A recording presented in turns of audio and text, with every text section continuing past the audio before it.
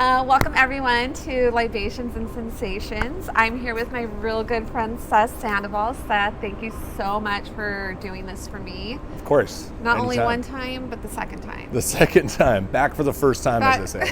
Yeah. Yes. And you created such a great cocktail for us to enjoy while we do this. So want to tell us a little bit about it? Yes. So this is a porn star martini. Okay. Like the name. It's actually, it's not my creation. It's kind of a modern classic. I feel like that trend of like taking early 2000s cocktails and bringing them back is happening right now. Yeah. And if there were a new classic that we're going to like emerge and start trending soon again, I think it's going to be the porn star martini for sure. Porn star martini. I've been bartending for a long time. I've never heard of it. When I was working at Front and Cooper, actually, we ended up putting it on the menu, and it sold so well, and especially when you use like real passion fruit, it kind of takes it out of the early 2000s era and brings it more into like the craft style here. So we have vanilla, passion fruit, lime juice, and vodka, and then we have a little sidecar of bubbles here. Ooh. This is what makes it really fun, because it's kind of a choose your own adventure cocktail. Okay. You can kind of like go back and forth. Cheers. I'll try that. Cheers. Sorry, I always forget the cheers. There you go. Or you can drop it in kind of French 75 style. Oh, I love me a good French 75, so I'm going to do it as well. Oh, that was good. Right? I liked that I got to taste it before we incorporated. Yeah, exactly. You got to wine. try it that way first. Find out how you like it. But say, yeah, there we go. Cheers. Cheers again. Ding. Ding to the bottom. So good. I mean, who could say no to that? What? That's so good. Who could say no to that? That's amazing. Thank Right? you. Well, Cheers. now we have a nice little cocktail to enjoy. Love that. So just to kind of give you a little background on me and Seth, we first met in Santa Cruz at a restaurant I used to work at, and then randomly were reunited here in San Diego. So that was pretty cool to run into. I found that a lot. I actually have had a lot of friends. There's like a direct Santa Cruz to San Diego pipeline. Really? Yeah. Pipeline, I like that. Yeah. It's not just you. It's like, I think I had maybe 7 or 8 other friends that moved like Really? after COVID. Yeah. Okay. So San Diego's kind of automatically become a second home for me, because there's already so much community and so many familiar faces. It's been awesome. And I remember when we just ran into each other at a random like USBG meeting, I was like, I felt like I was in a dream. I was like, what is Savannah, happening? what are you doing here? Right, like me too. I, so new to the area, didn't have any friends, and then I'm like, okay, I need to be part of something. I was introduced to the USBG in San Jose area, and then I was like, well, a good way to connect with people in my industry is by joining the one down here, and it was my first one, and you were there, and it was amazing, and I was so happy and excited, and the rest is history. It's plugged in, man. Yeah, Love it. I feel like the universe was meant for us to be friends.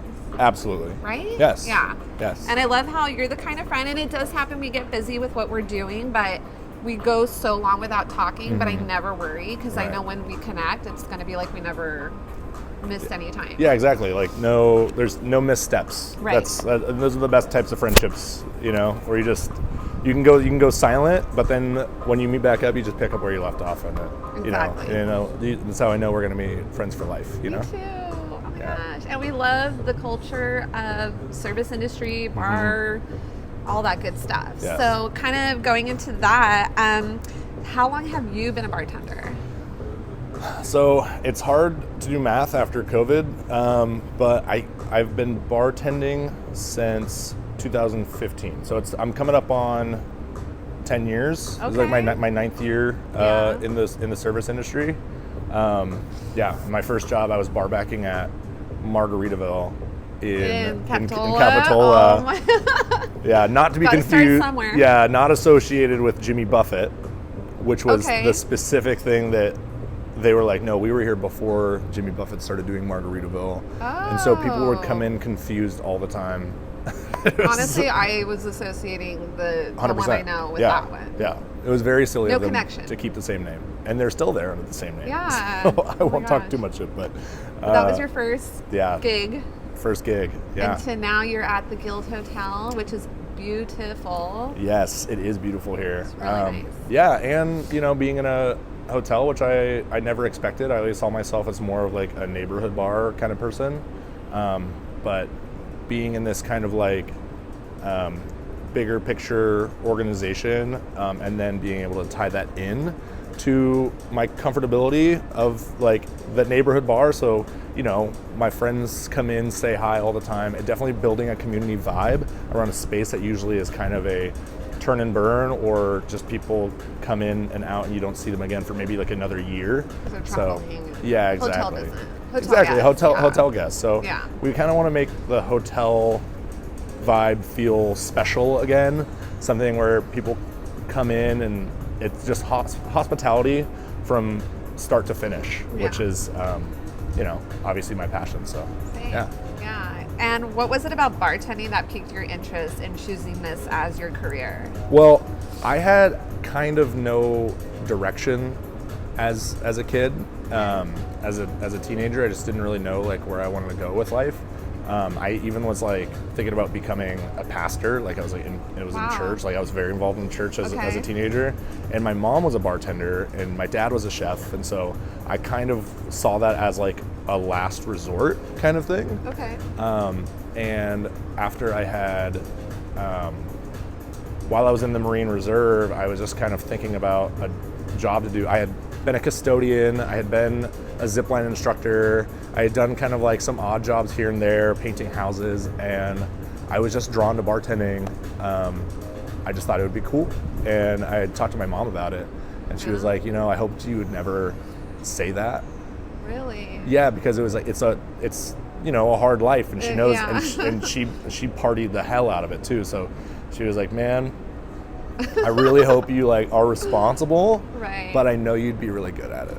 Aw, And just hearing that kind of like getting her blessing made me just think like I should just try it out and see how I like it. And here I am. and here you are. Yeah. And you're doing really good things. I'm Thank really you. impressed. And so, out of all the bars that you've worked at, which has been your favorite so far? Well, I can pick something that I really liked about everything, about every place that I've been at. I would say I definitely have a nostalgia for Front and Cooper in Santa Cruz, and like you know, all my friends still work there. Yeah. You know, now it's like somebody has to die before you can get hired there. You know, it's been the same team pre-COVID, Wow. post-COVID, but just like, you know, what do they call it? Sharpening your teeth there, or I don't know. I'm not good at honing your saying. craft. Honing your craft? Cutting your teeth is what Okay. you know, like like really learning through stuff, and like just the high volume, a huge list of classics, and the craft and like draft cocktail program, just like learning everything and being like really immersed in it. You know, and now they get to do whatever they want. Those guys have so much fun. They're so creative. It's like ultimate freedom. Wow. So Great.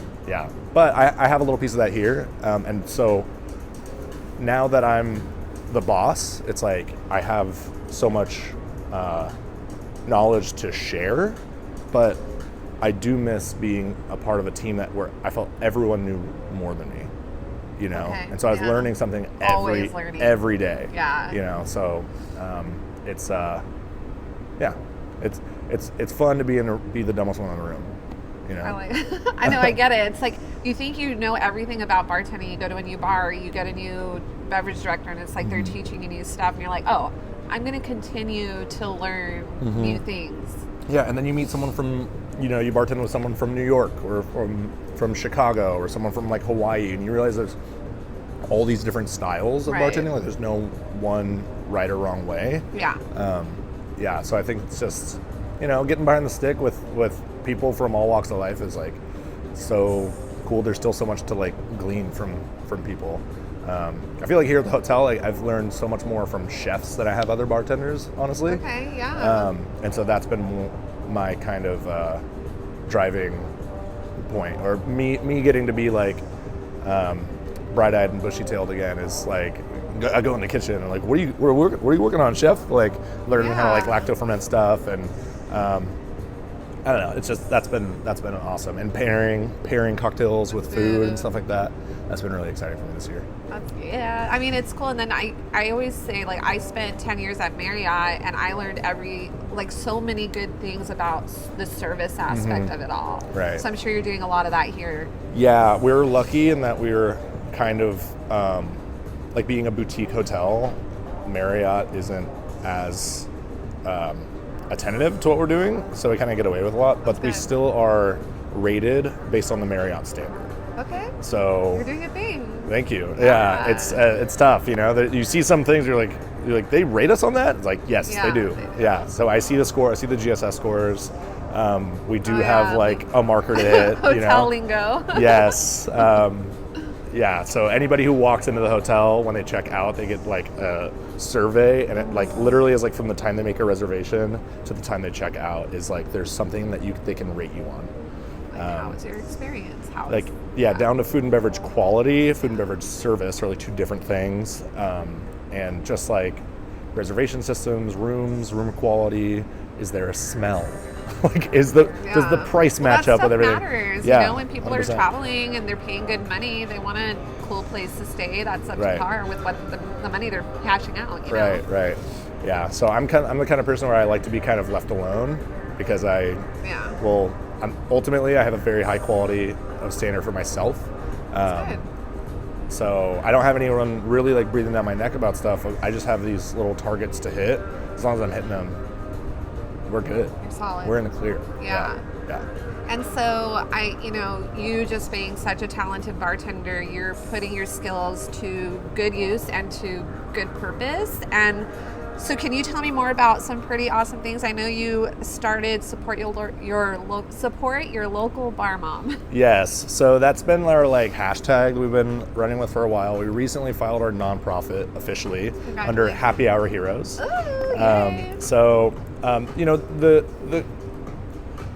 The goal originally was just to find a way to stoke out single mom bartenders for Mother's Day. Like that was the small idea. My mom passed away about 3 years ago, and like I said, she was the one who inspired me to bartend in the first place. Yeah.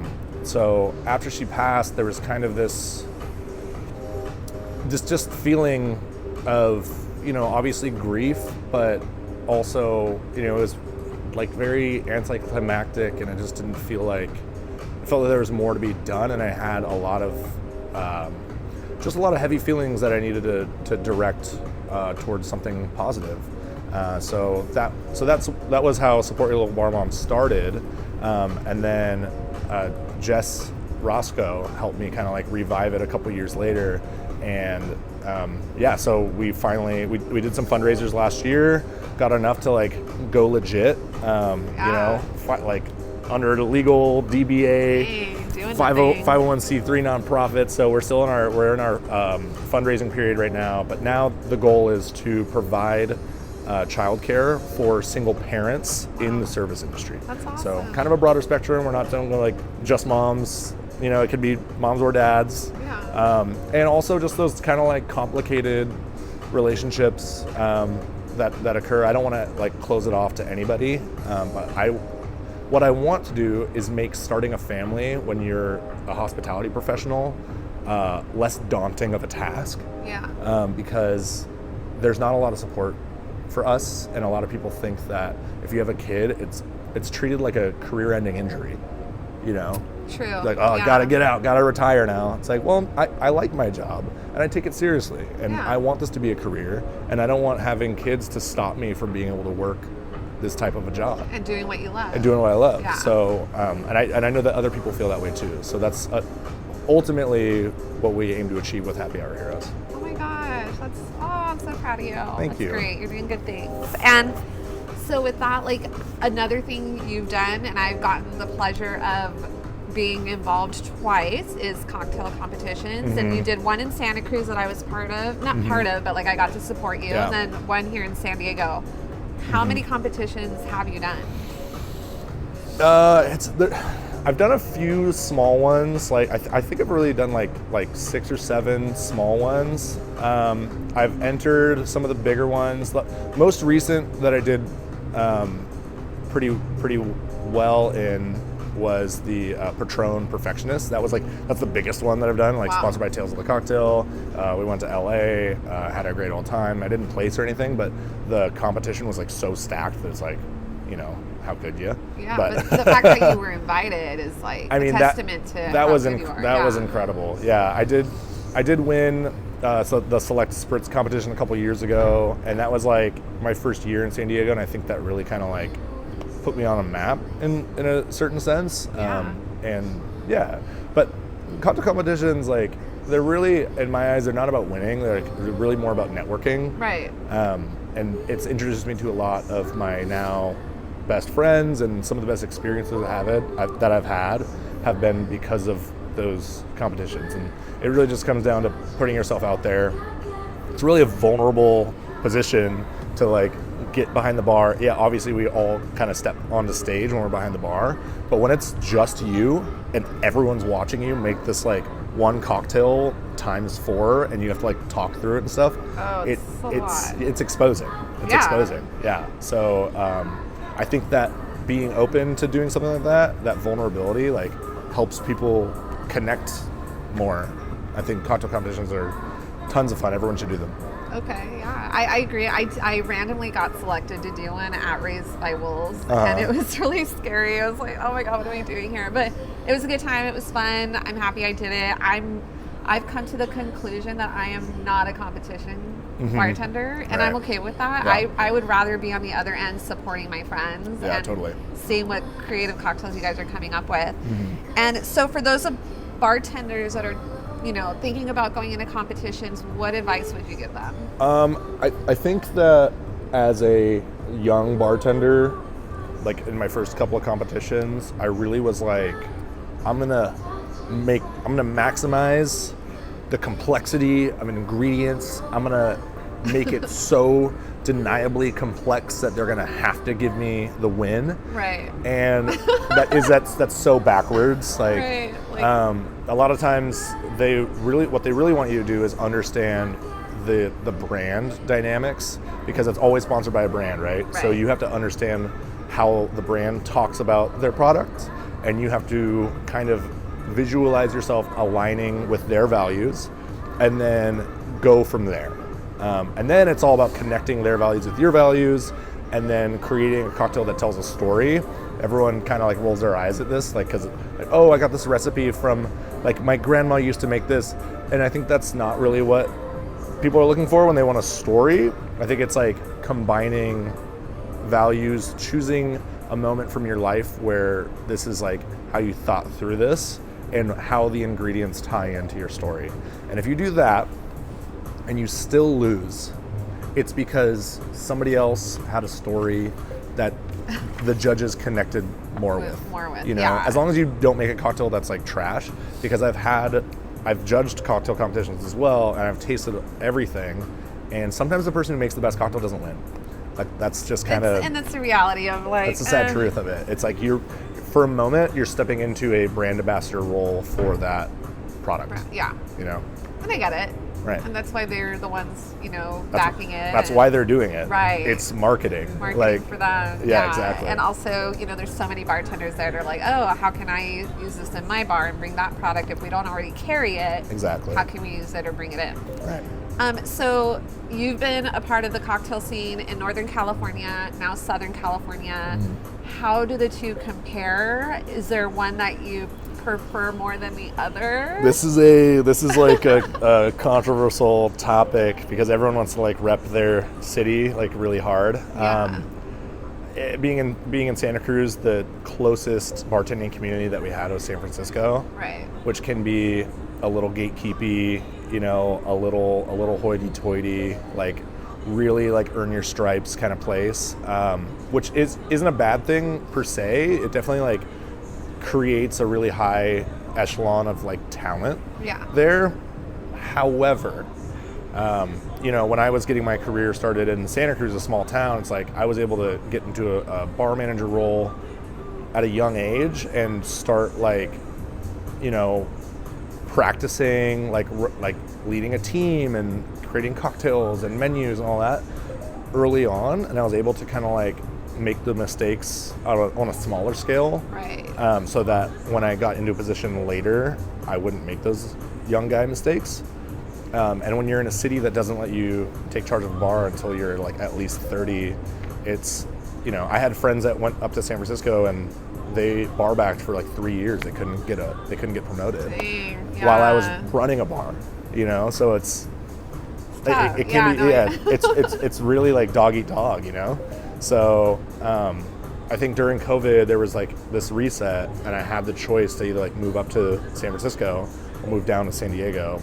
And San Diego looked way more appealing. And the times that I've come down to San Diego, everyone has been super welcoming. Just even like saying that I'm a bartender and I don't live down here, they were like, you know, treated me like I was one of their regulars. And it's a very like come as you are city. Everyone's welcome. Yeah. And I felt like that was the community I wanted to join. The one that was more welcoming. Right. You know, more positive. Like, come on in, water's warm. I totally agree, because it was the same. Like, I lived in San Jose, bartended there for many years, and a lot of my career was up in San Jose and so Santa Cruz, and it is definitely more my vibe down here. And just like the culture is a lot bigger. Like, I think San Francisco Bay Area is more catered towards the foodies who love cocktails, where here it's more the cocktail connoisseurs that love food. Yes. You know? Precisely. Yeah, it's a little more casual. I mean, I'll say this, the service in San Diego is like pales in comparison to San Francisco. Yeah. Like, it just, that is what it is. But if you can get past that, I think the quality of product a lot of times is pretty comparable. Yeah, I would agree. Yeah. And so, do you have a favorite cocktail that you either like to drink or make, or is it the same one for both? Ooh, I'm a moody person.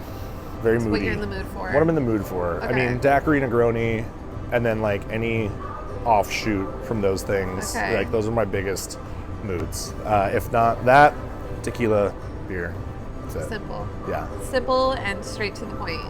Very executable. Like, yeah. And do you have like a favorite after work hangout? You know, as industry peeps like to go get a drink after work. Yeah. If we don't get out at like 2 in the morning. Rest in peace, El Dorado.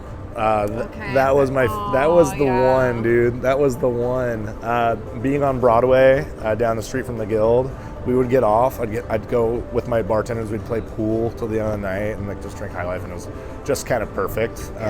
You know, without having to go too far. And now it's like, you know, you could go to North Park, but from downtown it's kind of a drive. You don't want to be driving back. You know what I mean? So, yeah, it's tough. I actually haven't found my like my haunt. Okay. Since El Dorado closed. So, yeah. And yeah, kind of in Santa Cruz, was the Red Room your spot? I know that's where a lot of people went. It was the Rush Inn. The Rush was the spot, because I would get off Front and Cooper. 2 blocks down the street was the Rush, and then 2 blocks from that was my apartment. So it was just like, I literally had to walk, and the way the Rush is set up, like it has a front door and a back door, so I wouldn't even have to like, it was just like perfect. It was like a car wash for getting drunk. Like, you just like go through and right through, right out. Yeah, it was perfect. Yeah, you smell like cigarettes afterwards, you know? Oh, yeah. I think that's why I couldn't get on board with it. I had been there a couple times, but it was a cigarette thing. I was like, no, I'm good. If I had a choice, it was like, I'll go to the Red Room with everybody. Shout out to Molly McVie at the Rush, because she like has my heart. Best bartender in the world. Oh, Molly. I love that. Yeah. I've met her. Yeah, she's sweet. Yes, she's sweet and a bitch, in the best way. Never to me, but I can see that some girls got that. And I've been on her bad side a couple times. She'll let you know. Yeah, of course, immediately. It's all love, though. We're good. And so, what is your favorite thing about working in this industry? I mean, it just really is like the freedom, the community, and the creativity, like all in one. You know, you can make more money sitting down in an office, but you don't have freedom or creativity. You might have community if it's your like happy hour crew, or you have a hobby outside of work. Yeah. Sure. And then there's other things that are more freedom, more creativity, like being a full-time artist, but those don't have the consistency or the money. So it's Oh, yeah. kind of like the culmination of those three things that are like really important to me. And if you want to retire doing this, if you want to create a career out of it, you know, it kind of is up to you. Like no one's going to hand it to you. So there's a level of entrepreneurship in it that I actually really enjoy because I one day don't want to have a boss. And that freedom gives you, you know, time to think, and you have, you know, creative ways to think about how you're going to level up. Oh, I love that. Yeah. So you got that entrepreneur mindset. Totally. I think I think the service industry is the best industry to be in for entrepreneurs that are like trying to like get some hustle off the ground, because the hours are flexible and you get to literally, your job is talking to people. So you get to brainstorm ideas and, you know, see new ones and all that. So yeah. And so if anybody like wants to help with what you've got going on with your support your local bar mom. Yes. So if you want to donate to Happy Hour Heroes, we're getting our website up this week called happyhourheroes.org. Easy to find. There should be a link to donate on there. You can also just find us on Instagram at Support Your Local Bar Mom, and follow me on Instagram, Handsome Salmon. You'll see everything. You'll get all the links. Yeah. I'll be supporting. Thank you. I appreciate it. Yeah, and I, you know, the community has already come out so strong for that too. Like, I wouldn't be able to get this started without my community. So, you know, big ups to everyone. Like, but the other thing is, you know, you can't make all your money off your friends. So that's why we had to go the nonprofit route. Yeah. Because eventually we're looking for corporate sponsorship, something that can be like really consistent, and we can actually, you know, be a full-time business with this. Heck yeah, dude. Yeah. I'm so proud. Thank you. So proud to call you my friend. And of course, if you want to be a guest or showcase a product, reach me at Savannah Marie at redlotuslibations.com. And Seth, thank you so much for your time and for doing this, and beautiful cocktail in a beautiful space. I really appreciate it. Cheers. We did it. Thank you. Cheers. Cheers. Cheers.